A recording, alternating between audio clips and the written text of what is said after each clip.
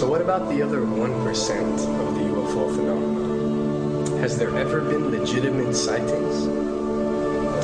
As promised, we're going to cover this 1% in a future episode. But I'll share with you something a wise man once shared with me. Before we should start focusing on dealing with problems outside our world, we should first focus on solving the problems within our world.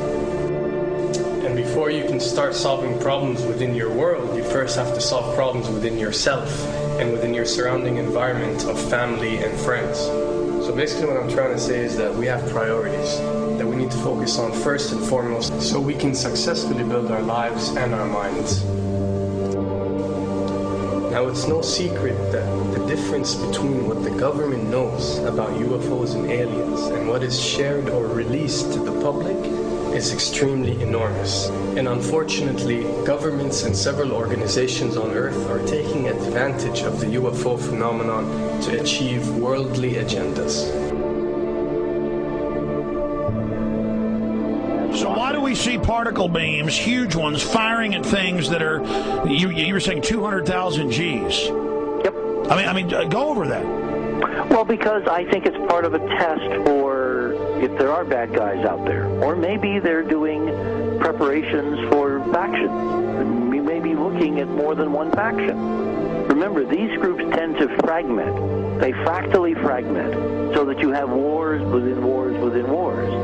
You know. But why would NASA release that footage? Well, remember, you've got all the good guys in NASA, and then you've got a few who are not good guys. The good guys don't know that there's something to keep secret. Remember, the lie's different at every level. They believe the lies they've been told. So when you set up a structure, an institution, which is supposed to be open and above board and is supposed to present live TV of the shuttle mission, they present live TV. Now, the controllers can't say, oh, well, you can broadcast this, but you can't broadcast that. Because the honest guys will then say, sure. Well, why can't we broadcast that? So people always say if this was happening, it would come out, and it is coming out. Well, I mean, I agree with you. When you've got the Catholic Church saying we need to love the aliens, they're our brothers, when you've got every major denomination saying it, when you've got all the movies, and you've got, in the 80s, huge programs at the Olympics with aliens landing, fake aliens, and you've got huge things the size of 3 football fields floating over Dallas and stuff all over the place. Something's going on. And then I read government documents about fake extraterrestrial landings. Any of this. Why? I mean, you believe it's fake. Remember Operation Northwoods? Yes. Okay. Or we can go to the, September 11th. Governments do huge, big things to sway populations at key nodal points in history. They love hoaxes. Yeah, well, it's manufactured history is what it is. We are building, all my UFO friends, I need to shake them because they're so, frankly, they're extremely naive, Alex. They really believe we're building toward disclosure. I believe we're building toward a mass, carefully manufactured fake event where ETs, who are really humans, who are really part of this secret clique, who are probably Nazis, who have developed or perfected their technology from World War II, which is why you've got to get, Joseph on. They are going to basically fake out the world. And there's an incredible window on the Nazi black ops programs, the compartmentalized, incredible high technology efforts that were being funded by the Nazi war machine, particularly toward the end of the war in a desperate effort to win the war, and they fastened their hopes on several key technologies, some of which appear to be the control of gravity itself, which again is a separate piece of data from my work, which came at this from a hyperdimensional physics perspective. We know there's a lot of suppressed technology. 20 years after the B-2 bomber was already in service, they declassify it. So we have a lot of cases of that. We know there's a whole shadow government. This is technology in physics, Alex, that would make anything you think you know like a candle flame compared to a hydrogen bomb. This is a physics that literally allows you to rearrange time.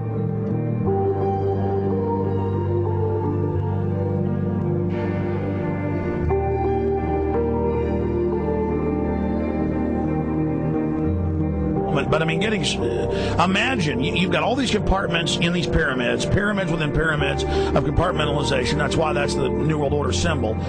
And we don't know what they've got because they are so secret. We know they lie so much. We just know it's advanced. Mainline scientists say they're 30 years advanced. So Richard C. Hoagland, what I'm saying to you is, I'm entertaining what you're saying. I respect you. I think you're a great guy. My only issue is, like you said, dealing with what we know they could be up to. The fact, Alex, we have done experiments. We have our own data. We have experiments now from the Soviet Union. 30, 40 years when the Iron Curtain came down, when Glasnost finally prevailed, a huge amount of stuff was declassified from the KGB as well.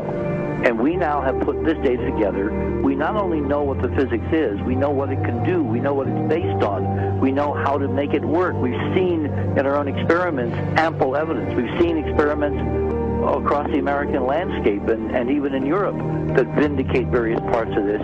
And the latest thing I'm working on, it looks like von Braun himself was deeply involved in some of this early physics experimentation, but they're keeping all the good stuff for themselves. The reason is that if we got access to the good stuff, if we got access to the technologies, the energy, we wouldn't be worried about $4, $5 a gallon gas or $10 a gallon gas.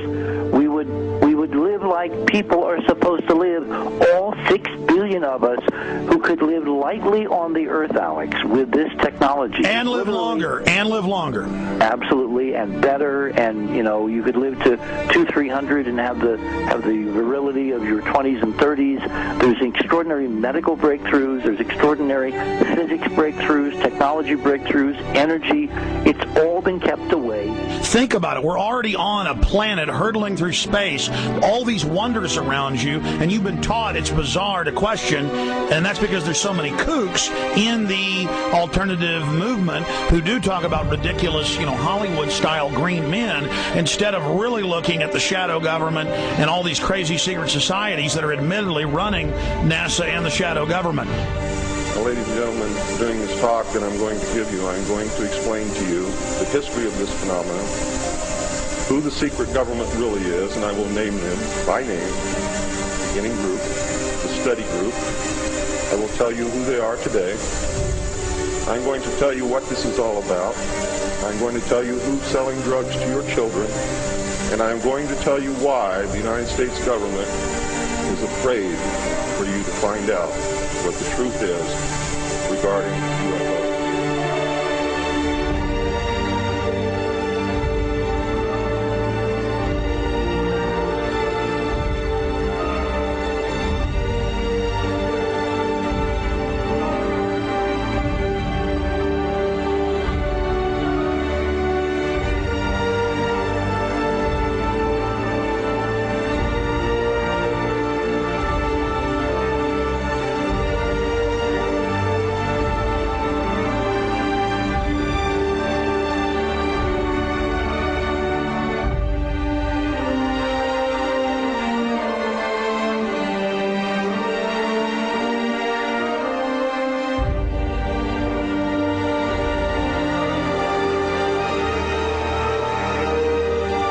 And it turns out that even though she remembered that she'd been part of the team to debrief the astronauts, she couldn't remember a thing that they said.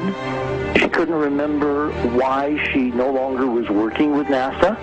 She couldn't remember. In other words, her memory lapses were enormous, and I don't think they were feigned, because we now found the same pattern in all the flight crews. Because the awful truth, Alex, is they have been brainwashed. They have been mind controlled. They have had a technology, a very sophisticated technology, which took away the real missions that they experienced.